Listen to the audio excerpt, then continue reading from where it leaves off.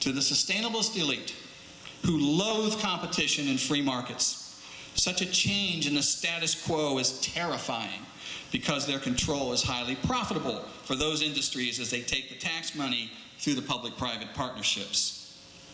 And now, there is a new kind of corporation being developed through public-private partnerships. It's called benefit corporations. Imagine a legislated brotherhood of business where favored businesses get to go to the front of the line for permits, licenses, and opportunities merely because they agree to advance the principles of sustainable development and Agenda 21. 6 states already have benefit corporation legislation, including Hawaii, Virginia, Maryland, Vermont, New Jersey, and New York. And 5 more are in the process of making it part of their state corporate legal system, including California, Colorado, Michigan, Pennsylvania, and North Carolina. And I'm sure that that list is growing. This policy will destroy free enterprise and guarantee that we can't stop Agenda 21. Many Americans ask how dangerous international policies can suddenly turn up in local government, all seemingly uniform to those in communities around the nation and around the globe. The answer? Meet ICLEI, a nonprofit private foundation dedicated to helping your mayor implement all these policies. Originally known as the International Council on Local Environmental Initiatives, today the group simply calls itself ICLEI, Local Governments for Sustainability. They needed to get that international word out of there. In 1992, ICLEI was one of the groups instrumental in creating Agenda 21. ICLEI's mission then became to go into communities all over the world to implement Agenda 21, and it's having tremendous success. Would you please spell that word? ICLEI? Yes. It is an acronym for International Council for Local Environmental Initiatives, ICLEI. Okay. ICLEI is now operating in more than 600 cities in all 50 states. The group's shooting for 1,000 member cities in the next 3 years.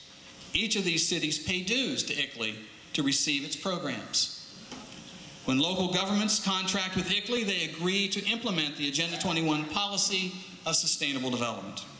Here's just some of the programs ICLEI provides cities and towns in order to spread their own particular political agenda in the name of community service and environmental protection. They bring in software products and associated training, access to a network of experts, newsletters, conferences, and training workshops, toolkits, online resources, case studies, fact sheets, policy and practice manuals, all designed to indoctrinate your the employees who work in your city council or county government so that they only look at sustainable development policies, and that's it.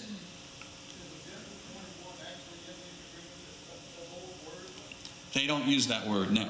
Does not appear. Agenda 21 does not appear there in most cases. But then, ICLEI also brings out the important one, the notification of relevant grant opportunities, money, with severe strings attached. For example, here's a quote from the EPA's website concerning one of its grant programs that these people would apply for. Quote, the Sustainable Development, this answers your question, by the way. The Sustainable Development Challenge Grant Program is also a step in implementing Agenda 21, the global plan of action on sustainable development signed by the United States at the Earth Summit in Rio de Janeiro in 1992. All of these programs require broad community participation to identify and address environmental issues, end quote. They do. They're getting bolder. So the local officials who continue to deny any connection to their policies to Agenda 21, please take note. It's the EPA which said these grants are tied to Agenda 21, not me. But keep in mind, your community does not have to be an ICLEI member to be affected by Agenda 21 and ICLEI policies. Around the nation, ICLEI partners with others, established organizations like the American Planning Association, and the International City County Management Association, the ICMA.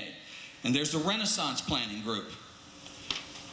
These groups and hundreds more like them work hand in hand with groups like the U.S. Conference of Mayors, the National Governors Association, the National League of Cities, the National Association of County Administrators, and more that your elected representatives belong to. These are the people who are making policy. These are the people your local officials trust to be mainstream. These are the true enemies of freedom in America.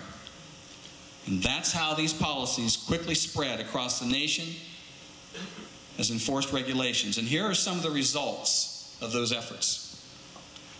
Across the nation, state legislators are passing laws requiring cities and towns to establish comprehensive development plans that include high-density urban development areas, controls of energy and water use, controls on transportation, making it more difficult to drive your cars, perhaps forcing acceptance of light rail and high-speed trains. These laws are now being used as a weapon to force sustainable development at a rapid pace across the nation. Here's some of what each of you can now expect from these plans that your city fathers say will make things better. One of the most popular tools now to control energy use is the energy audit and the building review. They establish quotas for electrical use and for heating and cooling pumps and water use. That means that government bureaucrats will come into your home or your office building and determine the amount of potential energy you should have. You will be given a list of recommendations necessary to bring your home into compliance. These may include the need for a new roof, new energy-efficient appliances, and new energy-efficient windows, etc. Well, in Oakland, California, the City Council did just these things. And the result was an average cost to every single homeowner of at least $35,000. And if you don't comply, you'll be fined and possibly unable to sell your home until you do. Across the nation, power companies in partnership with government planners are forcing the use of smart meters. These meters contain RFID chips. The technology enables the power company to keep track of how much power you are using and control, regulate, and ration your use of that electricity. Yet they will only tell you. They're just doing it to cut prices so they don't have to send a meter reader around. Add 20 bucks to my bill, see if I care. They will set the temperature in your home. If they decide that you are using too much hot water for your showers or washing machines or too much air conditioning, your electricity will automatically be turned down or even off. There's now growing evidence that the smart meters are causing medical problems for some who are affected by the radiation coming off of the meters. Others are experiencing lack of power, of course, during peak usage. And of course, as with all things sustainable, energy costs are actually soaring. Those who protest that such meters are a violation of their private property rights and freedom, their freedom of choice, are told that their only choice is to accept the meters or have no electricity brought to their home. In Naperville, Illinois, where 16 residents refused the meters out of 275 that were targeted to get them, Naperville now says it will send police escorts to accompany the installers. There is no freedom under sustainable policy, and it just keeps getting worse. Under the title of sustainable farming, the planners are excited about a new sustainable style tractor to pull the plows. I'm not kidding when I say this. It is called a team of oxen. They're serious. There is a college in Vermont, Green Mountain College, which teaches sustainable farming, and they feature the use of a herd of oxen. They're very proud of this herd. The fact is, the students at this college are paying for an education to learn Davy Crockett's farming techniques.